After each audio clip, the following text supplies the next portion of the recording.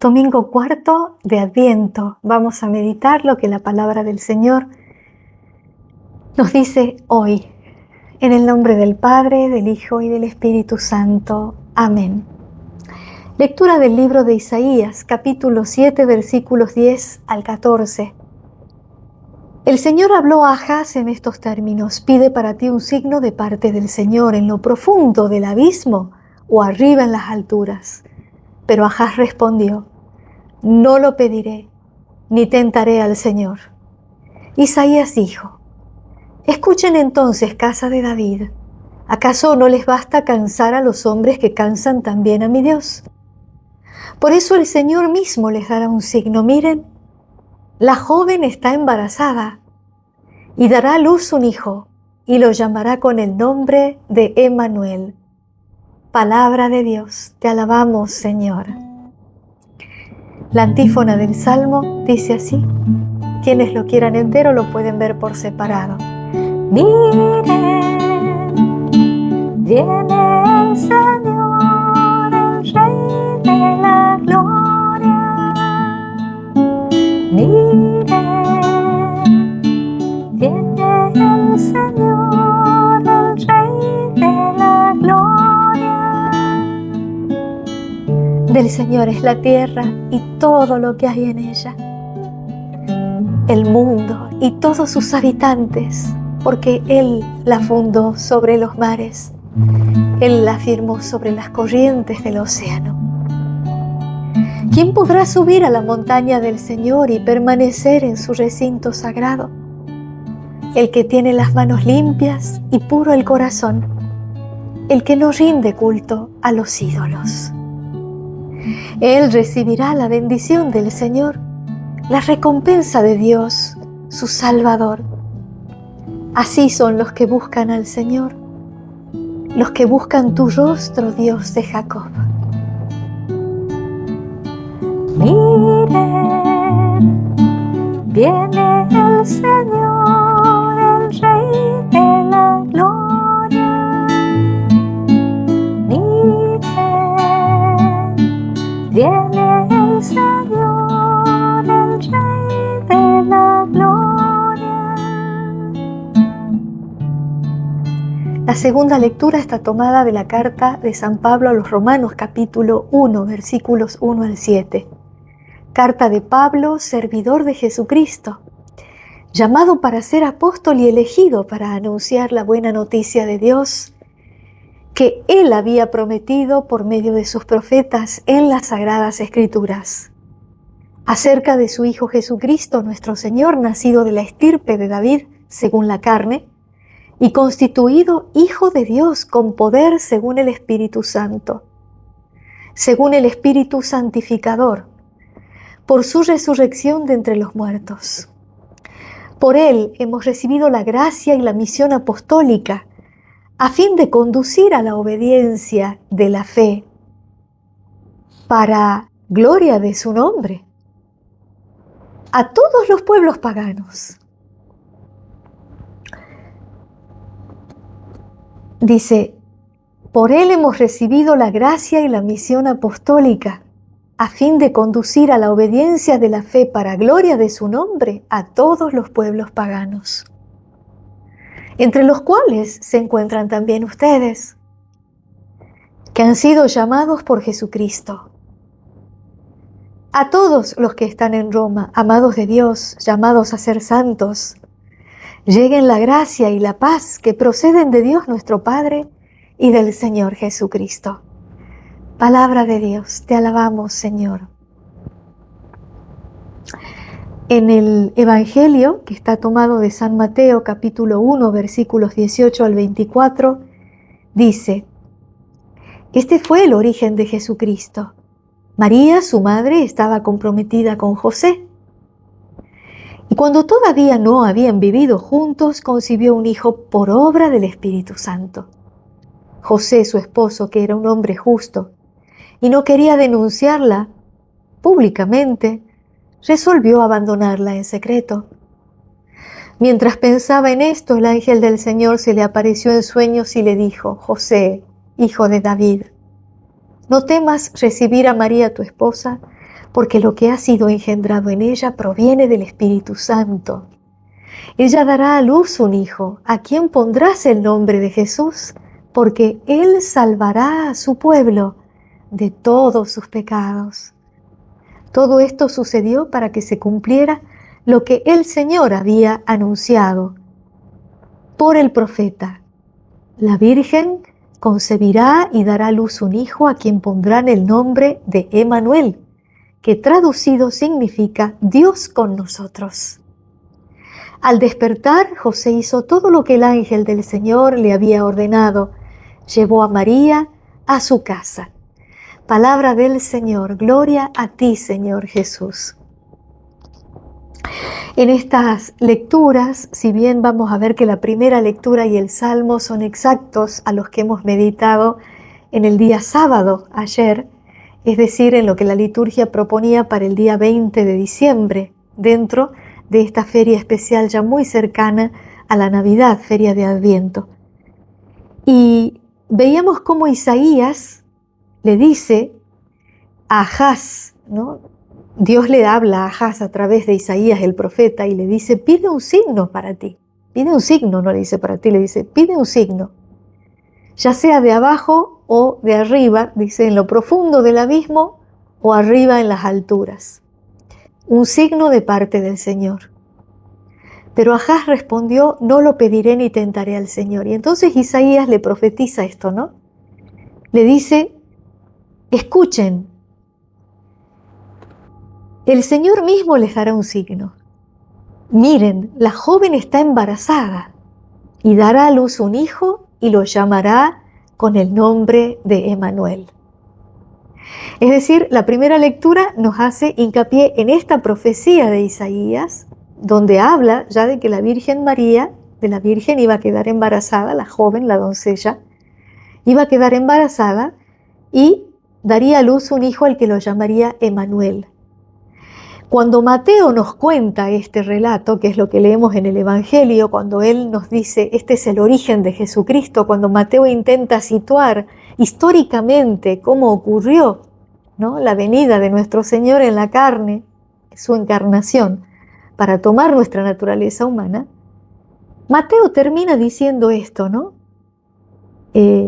Primero cuenta cómo José y María, que vivían por separado, a pesar de estar ya desposados en esos tiempos, quienes estaban casados, estaban un año más o menos, un año de tiempo sin convivir juntos. Era un tiempo de preparación, por ejemplo, creo que ya lo he comentado en estos días, cuando uno tiene la posibilidad de visitar Tierra Santa, yo he podido hacerlo por gracia del Señor una vez como peregrina, y uno ve que la casita donde José tenía el taller y luego la casa de la Anunciación, donde está la Basílica de la Anunciación, donde el ángel le habla a nuestra madre, a María, no están muy lejos, ¿no? Deben estar a unas 2 cuadras, como les llamamos en Argentina, ¿no? 5 minutos caminando, 7 minutos caminando. Y lo que se nos decía en ese momento, el guía, es que normalmente la mujer se tenía que ir ambientando al nuevo lugar, ¿no? Por ejemplo, nos decía él que probablemente María haya sido traída a Nazaret desde Jerusalén, casada con José, y por eso en ese tiempo tenía que ambientarse a la nueva vida en Nazaret. Y allí ocurre, nos cuenta Mateo, que ella se queda embarazada, pero embarazada del Espíritu Santo. Y José, que se da cuenta, no quiere, porque él era un hombre justo. Cuando la Biblia nos dice que alguien es justo, significa que es una persona que trata de cumplir siempre la voluntad de Dios. Entonces él ve lo que ocurría y decide abandonarla en secreto, porque en esos tiempos una mujer descubrida así, en adulterio, prácticamente eran dilapidadas, o sea, morían apedreadas. Y José decide repudiarla, pero en secreto, se aleja. Y en eso el ángel del Señor, que es enviado de Dios, en sueños le dice: no temas recibir a María tu esposa, porque lo que ha sido concebida en ella proviene del Espíritu Santo. Ella dará a luz un hijo y tú, como él era el hombre de la familia, y tú le pondrás por nombre Emmanuel. Es decir, no le dice Emmanuel, le dice: tú le pondrás por nombre Jesús, porque él salvará a su pueblo de todos sus pecados. Jesús sabemos que significa Dios salva. Y entonces Mateo trae a colación, al final de lo que nos está narrando, y dice: esto sucedió para que se cumpliera lo que el Señor había anunciado por el profeta, lo que leíamos en la primera lectura. La Virgen concebirá y dará a luz un hijo, a quien pondrán el nombre de Emmanuel, que traducido significa Dios con nosotros. Y José hizo lo que el ángel del Señor le había dicho cuando se levantó. Es decir, en José tenemos un modelo de obediencia perfecta a la voluntad de Dios. Él no era concebido sin pecado como María, y sin embargo tiene esa misma disponibilidad a la voluntad de Dios. Hágase, Señor, lo que tú dispongas. José tenía muchos planes en su vida, que son truncados de alguna manera por la voluntad de Dios que irrumpe de este modo, ¿no?, en su vida. Y de alguna manera hasta le roba a la esposa, digamos, en cierta forma, pero le encomienda una misión mayor. Cuando uno se niega a la propia voluntad de uno, recordemos lo que Jesús nos dice, ¿no? Y María es la primera discípula, modelo de todo discípulo. Jesús nos dice: el que quiera venir detrás de mí, tome su cruz cada día, renuncie a sí mismo, tome su cruz cada día y sígame. ¿Por qué? Porque Él hizo eso toda su vida. Y el que lo sigue, el que es discípulo de Él, el cristiano, tiene que andar como Él anduvo, nos dice también la palabra de Dios. Aquel que dice conocerlo tiene que andar como Él anduvo. Y el Señor en todo momento, al igual que María y al igual que lo vemos ahora a José, dejaba de lado su propia voluntad para hacer la voluntad del Padre, la voluntad de Dios. Lo que Dios quería, lo que Dios esperaba, ¿no? Y hay una gran conclusión que sacar de esto. Ciertamente, y ustedes lo van a experimentar en carne propia cuando lo hagan, dejar de lado un plan que es humano y que humanamente es bueno, como puede haber sido para José, tener muchos hijos con María, llevar una vida de cualquier otra familia, ¿no? Con una esposa tan linda, tan buena, tan santa, llena de virtudes. ¿Cómo habrá soñado José todo un plan normal y bueno y lícito totalmente dentro del plano moral? Sin embargo, siempre que uno deja de lado el plan de uno, por más bueno que sea y sano que sea, por hacer la voluntad de Dios, ciertamente van a experimentar una alegría y un gozo interior inenarrables. Porque el hacer la voluntad de Dios plenifica al alma. El hacer la voluntad de Dios es ir por el camino correcto, porque aquí estamos como para lo que Él nos quiera, ¿no? Como le dice María al ángel: he aquí la servidora del Señor. Meditábamos ayer como día 20 de diciembre en la liturgia, ¿no? Hágase en mí según tu palabra. He aquí la esclava del Señor, la servidora del Señor. Y José, aunque no dice nada, acata la voluntad de Dios. Y dice: bueno, si el Señor quiere esto, debo hacerlo. Lo dice en su interior y lo lleva a la práctica. Y entonces, dice, José hizo lo que el ángel le había ordenado, lo que el ángel del Señor le había ordenado, y llevó a María a su casa. O sea, como ella ya estaba embarazada, no continúan con este tiempo de espera de vivir separados, sino que para que no haya escándalo de ningún tipo tampoco, José asume que él es el padre de ese niñito y la lleva a su casa. Y desde allí empieza toda una travesía, una vida de acuerdo con el plan divino de salvación para la humanidad, una vida de muchos gozos para ellos, pero también de muchos dolores, de muchas renuncias. Hacer la voluntad de Dios implica renuncia, pero da como consecuencia un gozo que no tiene explicación. un gozo que hay que vivirlo. Solo el que lo experimenta puede narrarlo, ¿no? La voluntad de Dios es perfecta, es agradable.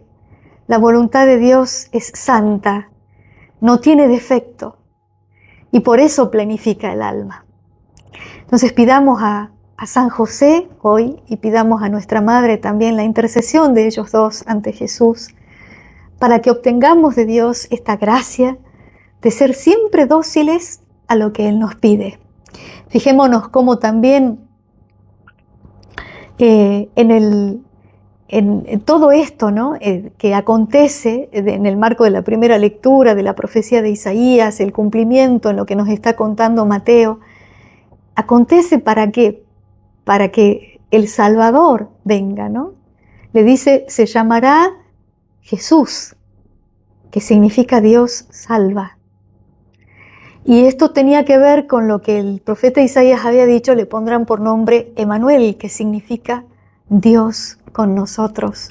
Y por eso es que el Salmo 23 nos hacía cantar, ¿no? Miren, viene el Señor, el Rey de la Gloria. Gracias al sí de María y gracias al sí de José, cada uno en el lugar que le tocaba, viene el Rey de la Gloria. Y dice, del Señor es la tierra y todo lo que hay en ella. Ya lo meditábamos ayer a este salmo, ¿no? Dice, ¿quién podrá subir a la montaña del Señor y permanecer en el recinto sagrado? El que tiene las manos limpias y puro el corazón, el que no rinde culto a los ídolos. Ese recibirá la bendición del Señor, la recompensa de Dios, su Salvador. Así son los que buscan al Señor, los que buscan tu rostro, Dios de Jacob. Es decir, ¿cómo lograr ser como María y ser como José?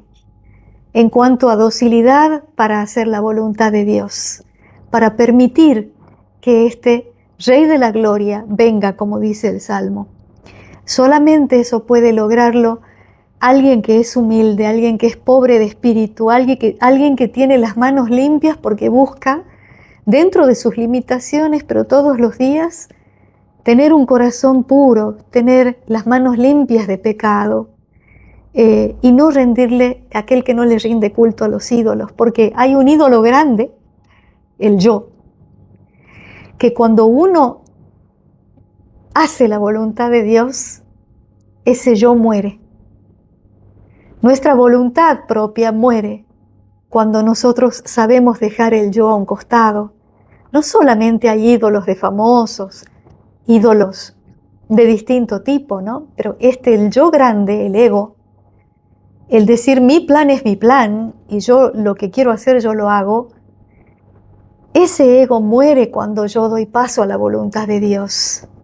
Entonces, solo aquel que tiene las manos limpias y puro el corazón, es decir, aquel que busca cumplir, vivir en la voluntad de Dios, en los mandamientos de Dios, a pesar de que tenga caídas y que tenga que volver a levantarse ayudado por la gracia en el sacramento de la reconciliación, ese camina en el camino de la santidad porque busca la santidad y ese es el que va a dejar de lado cualquier ídolo con tal de cumplir la voluntad del Señor, que es lo que nos dice el Salmo, ¿no? El que no rinde culto a los ídolos. Y ese recibe la bendición del Señor. La recompensa de Dios, su Salvador. Así son los que buscan al Señor, dice el Salmo, los que buscan tu rostro, Dios de Jacob. Seamos así, buscadores de la voluntad del Señor, de escucha y de oído atento a su santa voluntad y de una docilidad de espíritu para decir, Señor, ayúdame, no sé cómo va a ser esto, como le decía la Virgen ayer al ángel en lo que meditábamos. Seguramente José también lo pensó, no sé cómo va a ser esto, pero confiados, Jesús en ti confío, confiados en la gracia, hacer nido del Espíritu Santo y afrontar lo que Dios pide. Afrontar lo que Dios pide con toda fortaleza que nos viene de Él. Porque solo así, dice el Salmo, ese recibirá la bendición del Señor, la recompensa de Dios su Salvador. Y fijémonos cómo en la lectura de San Pablo a los cristianos de Roma, donde les dice, ustedes están llamados a la santidad, les termina diciendo a todos los que están en Roma, amados de Dios, llamados a ser santos, lleguen la gracia y la paz que proceden de Dios, de nuestro Padre y del Señor Jesucristo. Y Él lo que dice acá es: soy apóstol elegido para anunciar la buena noticia de Dios, que Él había prometido por medio de sus profetas en las Sagradas Escrituras, acerca de su Hijo Jesucristo, nuestro Señor, nacido de la estirpe de David, según la carne, y constituido Hijo de Dios, con poder según el Espíritu Santo, según el Espíritu Santificador, por su resurrección de entre los muertos. Fijémonos cómo está vinculado, ¿no? San Pablo, que en esta introducción que le hace a los romanos, cuando él va a predicar, les dice: miren, yo les vengo a hablar como mensajero de la buena noticia, elegido por Dios para anunciarlo. Y él ya había sido anunciado por los profetas, les dice, que es lo que pasa en la primera lectura, que estamos viendo cómo Isaías lo nombra. Y le dice: vengo a anunciarles la buena noticia de Dios que Él había prometido por los profetas acerca de su Hijo Jesucristo, nacido de la estirpe de David. Ya vemos cómo hace Dios para que nazca de la estirpe de David, porque hace que José se constituya papá de esa familia, y José era de la estirpe de David. Y dice: y con poder según el Espíritu Santificador por su resurrección de entre los muertos. Porque en Jesús está la doble naturaleza. Él es 100% Dios y 100% hombre. Él se hace carne, la palabra se hace carne y pone su morada entre nosotros, pero no deja de ser la palabra. Y Juan nos dice en el capítulo 1, la palabra era Dios y la palabra estaba con Dios y la palabra se hizo carne, el verbo se hizo carne. Es decir, Dios, sin dejar de ser lo que era, se hace lo que no era, un ser humano. Por lo tanto, Él como ser humano es 100% hombre, pero sin dejar de ser Dios. Y esta dicha que nosotros tenemos, como dice San Pablo, por Él hemos recibido la gracia y la misión apostólica, a fin de conducir a la obediencia de la fe para la gloria de su nombre a todos los pueblos paganos, entre los cuales también se encuentran ustedes, les dice a los romanos, y que han sido llamados por Jesucristo.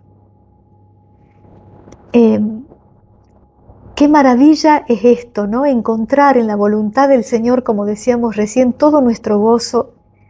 Y ahí vemos cómo Pablo, en anunciar este mensaje de salud, esto que pasó, que nos narra la primera lectura en la profecía de Isaías, como el Evangelio de Mateo, y como nos lo relata el Salmo, que dice: miren que viene el Rey de la Gloria.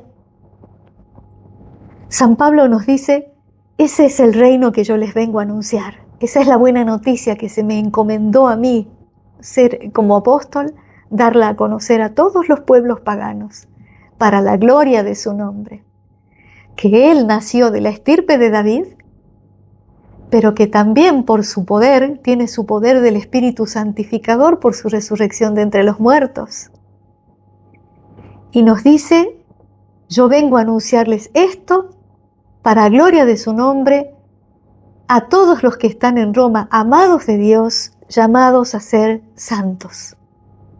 Lleguen la gracia y la paz que proceden de Dios, nuestro Padre, y del Señor Jesucristo. Qué hermoso es ver la obra también en Pablo, otro modelo que deja de lado su voluntad propia para hacer la voluntad de Dios. Pidamos esta gracia, pidamos a María, pidamos a José, pidamos a San Pablo, que intercedan por nosotros ante nuestro Señor Jesucristo para que tengamos esa gracia hoy. La gracia de saber descubrir la voluntad de Dios y, una vez descubierta para nuestra vida, hacer la carne, aunque tengamos que morir a algunos proyectos personales, porque no tiene comparación el hacer la voluntad de Dios. Es lo único que puede plenificar al alma. Y por otro lado, el segundo mensaje de este Evangelio es que todos nosotros, por ser bautizados y tener al Espíritu Santo adentro nuestro, también como San Pablo, somos llamados a dar testimonio del Señor y a llevar su mensaje de salud, la buena noticia, a todos los lugares donde estamos. Una misión, como dice él, hemos recibido de él la misión de anunciar la buena noticia. Heraldos, mensajeros de su evangelio. Él es el evangelio, la buena nueva, la salud que nos trae la liberación del pecado y la vida nueva en Cristo Jesús, en su gracia. Que así sea, toda la gloria al Señor. Amén.